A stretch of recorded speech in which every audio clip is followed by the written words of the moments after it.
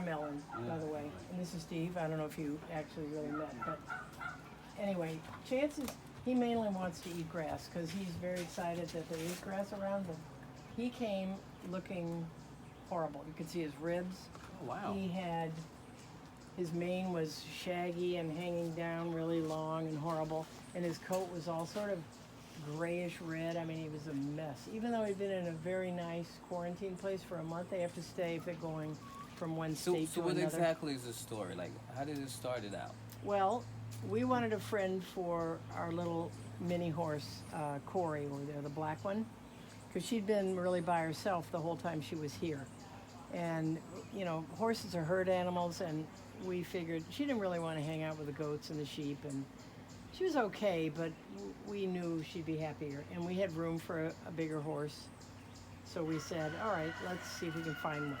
And at the time, there was a kid volunteering here who was learning how to ride or doing riding at a barn where the woman knew of a Facebook page or a group that would go around to auction houses in Pennsylvania, and if they found a horse that they thought could have a little merit, they were allowed to ride him maybe for 10 minutes, just see if they seemed okay. They weren't going to buck them off, but they didn't really say anything about, you know, how healthy they were or anything.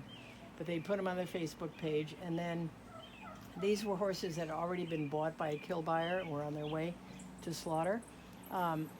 But if you could get them within the amount of time that they had left before they were supposed to get on the truck, you could take them. Then you had to have them quarantined in that state for 30 days, and then they get some blood work done and some other tests done to make sure they were healthy.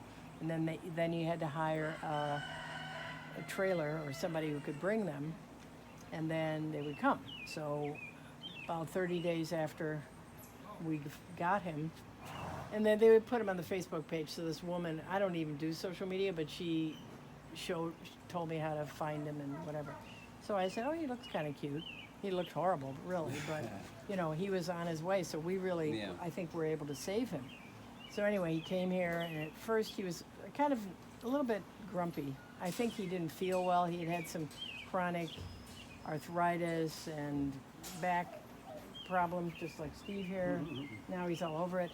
But, you know, we had to medicate him and have the vet come, and he had a chronic infection that we had to treat with several rounds of medicine, but we got him, I think he's over it. He looks pretty healthy. He looks pretty healthy now, right? Healthy. And he Yeah. to be a hen when he first came, but he's very handsome. Very nice. big.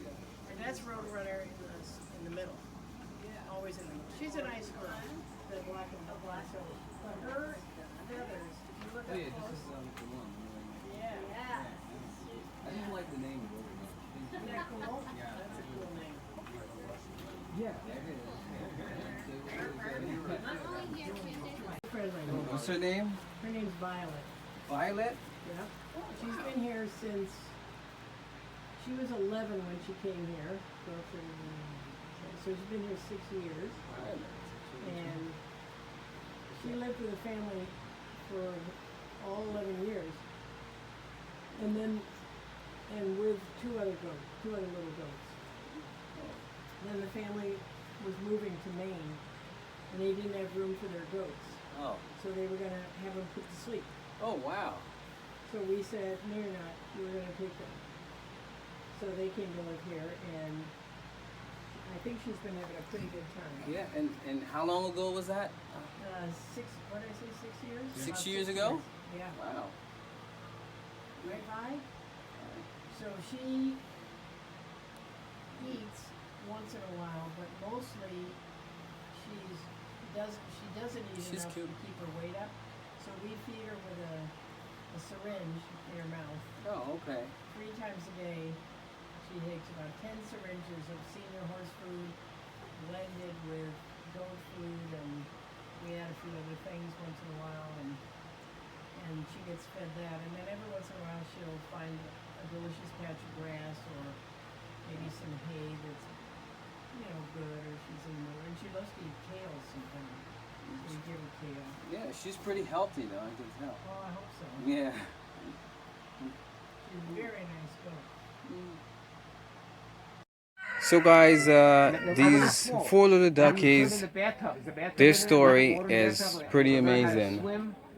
Well, these four ducklings came from a school in northern Westchester, and the school, a lot of schools have sort of a bad practice, I am certain, of buying fertilized eggs so that the kids in some class or another can watch the eggs being, you know, the baby chicks or the baby ducklings Kind of like an hatching. experiment, right? Sort of, but Yeah. I'm not sure really what the purpose is. Anyway, but a lot of times they try to set up a place. Who's going to take these ducklings or chicks? You know, when they're after they're born, and sometimes they have somebody. Sometimes they haven't even thought about it, and then the babies are born.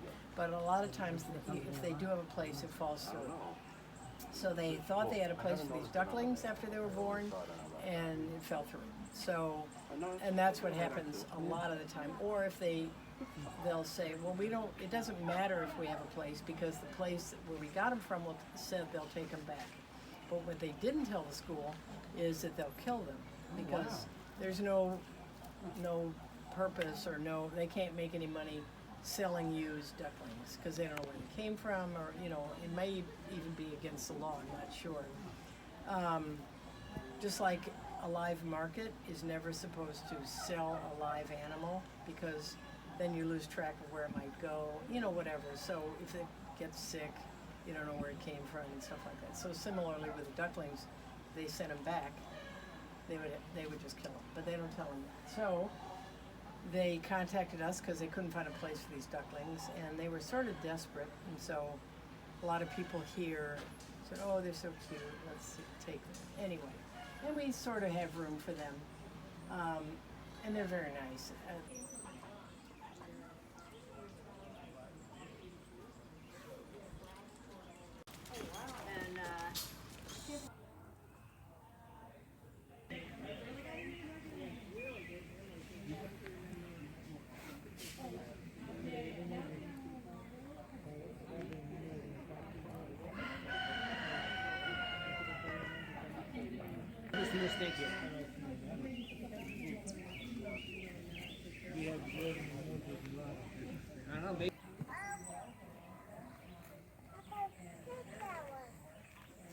Remember we talked about pigs needing to sort of start to trust you, and then they'll like you.